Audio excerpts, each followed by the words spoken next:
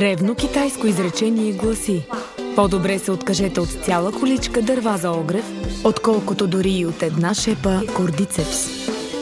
Ето как са били ценени забележителните свойства на тези гъби.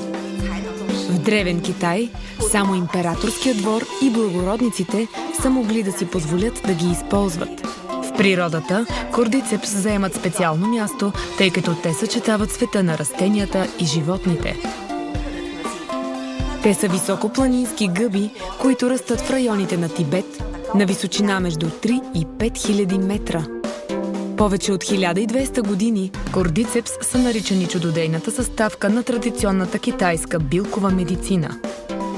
Те са ценени главно заради общия положителен ефект, който оказват върху дихателната и имунната системи. Една от най-важните функции на кордицепс е укрепването на енергията Чи. В Китай Чи се нарича генералът на кръвта. Ние вярваме, че тя съживява кръвообращението и по този начин помага на организма да изпълнява своите жизнени функции. Ниските нива на енергията Чи могат да се проявят като чести настинки, проблеми с стомаха и далака, както и спад на жизнеността. Именно в тези случаи енергия Чи трябва да бъде подкрепена с приема на кордицепс. Кордицепс от Тиенс укрепва също така и имунната система, като прави това двупосочно.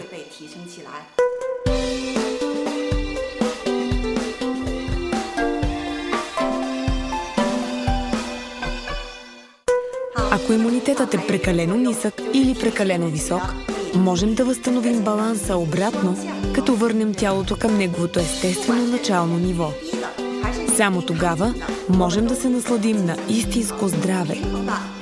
Кордицепс укрепва също така и нашите дробове. Той регулира тяхната функция по един много специален начин, като укрепва тяхната енергия Чи. Освен това, той предпазва и се грижи за черния дроб и бъбреците.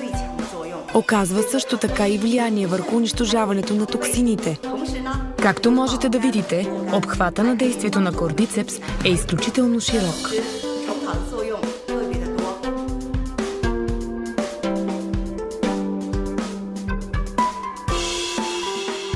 Тази добавка предпазва от изтощение и оказва положителен ефект върху сексуалната активност при мъжете.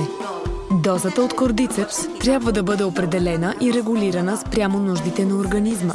Ако ежедневно се грижите за вашето здраве и желаете да приемате кордицепс профилактично, е достатъчно да взимате по една капсула от добавката 2 пъти на ден. В случай на нарушения в организма, дозата трябва да бъде увеличена до 2 капсули 2 пъти на ден.